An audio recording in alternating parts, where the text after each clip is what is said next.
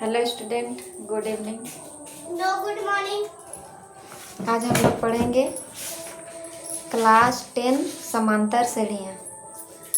Class 10 का समांतर श्रेणी, क्लास 10 समांतर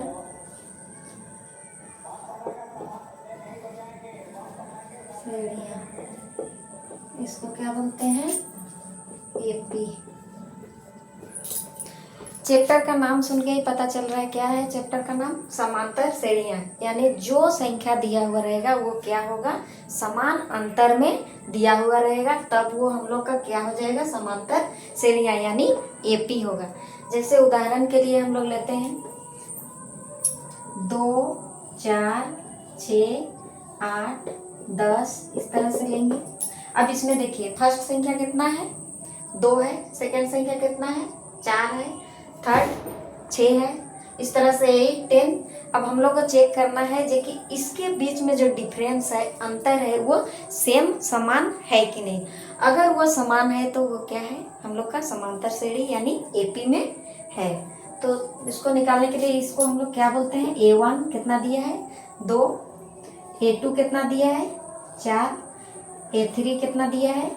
6। A4 कितना दिया है? 8। और A5 कितना दिया है? 10। अब हम लोग को दोनों के बीच का डिफरेंस निकालना है ना। तो क्या है? A2 माइनस A1 यानी कितना हो जाएगा? A2 कितना दिया है? 4 माइनस 2 बराबर कितना आ जाएगा? 2। A3 माइनस A2, A3 कितना दिया है? A3 देखिए 6। A2 कितना है? 4 यानी कितना है? 2। फिर निकालेंगे A4 minus A3 sorry. A4 कितना दिया है? 8 माइनस A3 कितना दिया है? 6 कितना है? 2। फिर A5 माइनस A4, A5 कितना है? 10 और A4 कितना है? 8 कितना है? 2। तो जी जो हम लोग का ये श्रेणी दिया है ये क्या है? सब में अंतर कितना आया है? 2 का आया है। यानी ये हम लोग का एपी में है। इससे हम लोग को क्या पता चलता है? जे कि ये एपी में है यानी समांतर श्रेणी में है। अब अगला क्वेश्चन देखते हैं। सबको समझ में आ गया जी कि हम लोग को एपी कैसे चेक करना है? उसके लिए हम लोग को उसका क्या निकालना है? सार व अंतर निकालना है। यानी दोनों के बीच का हम लोग को क्या निकालना है? डिस्टेंस निकालना है। तो ही हम लोग डिस्टेंस निकालें।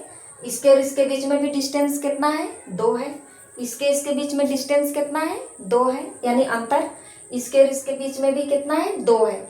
यानी सब में क्या है? समान अंतर है। इसका मतलब ये हम लोग का क्या है? समांतर श्रेणी यानी एपी में है।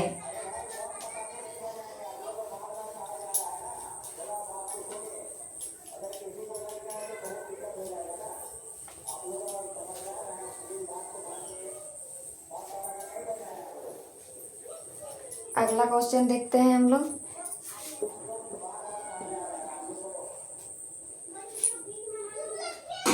चार, 10, 16, 22। अब हम लोग को क्या करना है? इसको चेक करना है जो कि ये समांतर श्रेणी में है कि नहीं, एपी में है कि नहीं। अगर ये एपी में है तो इसका हम लोग को क्या करना है? अगला 2 टर्म निकालना है। इसके आगे और अगला 2 टर्म निकालना है। सबसे पहले हम लोग को क्या चेक करना है? जो कि ये एपी में है कि नहीं।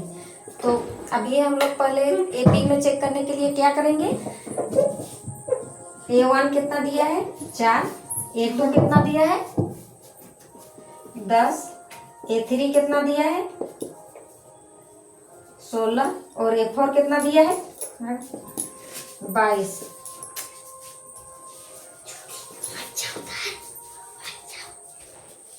अब चेक करेंगे। यहाँ बनाते रहिए।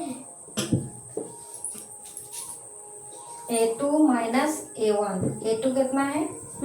10 माइनस 4 यानी कितना है?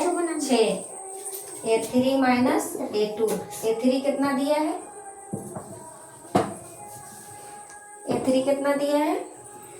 16 माइनस A2 10 बराबर कितना आया? 6। फिर निकालेंगे A4 माइनस A3 बराबर A4 कितना है? 22 माइनस 16 17 18 19 20 21 22 यानी अंतर कितना आया? 6 आया। तो A2 माइनस A1 बराबर कितना आया? 6 आया। A3 माइनस A2 बराबर कितना आया? 6 आया। और A4 माइनस A3 बराबर कितना आया? 6 आया। सब में हम लोग का जो सारो अंतर है यानी इसके और इसके बीच का अंतर, इसके और इसके बीच का अंतर, सब में क्या आया? समान आया। इसका मतलब क्या है? ये हम लोग का AP में है सारो अंतर, इसका क्या है? समान है। तो हम लोग जब ये हम लोग का समान आया तो अब हम लोग को क्या निकालना है? इसका अगला 2 टर्म निकालना है। तो आइए निकालते हैं अगला 2 टर्म।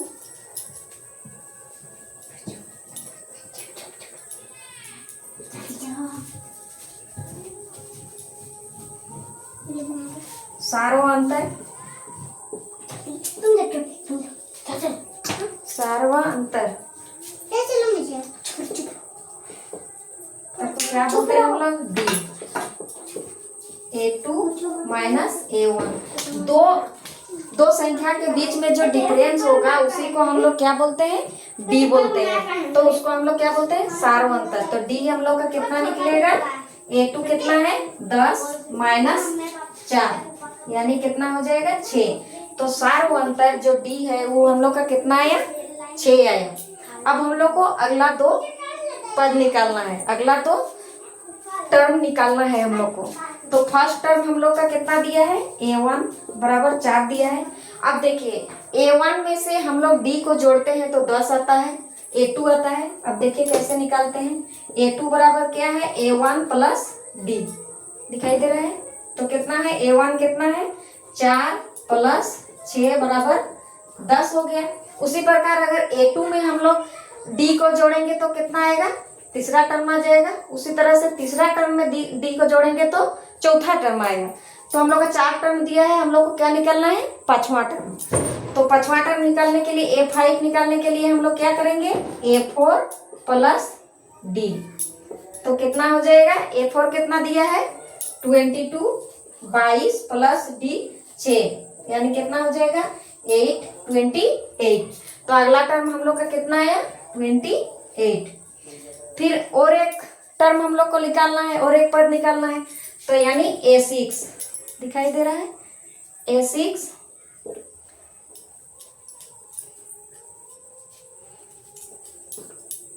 A6 बराबर क्या हो जाएगा? A5 plus D। A5 कितना दिया है? A5 हम लोग का कितना दिया है? कितना आया अभी? 28 आया। प्लस D कितना है? 6 है। तो कितना हो जाएगा?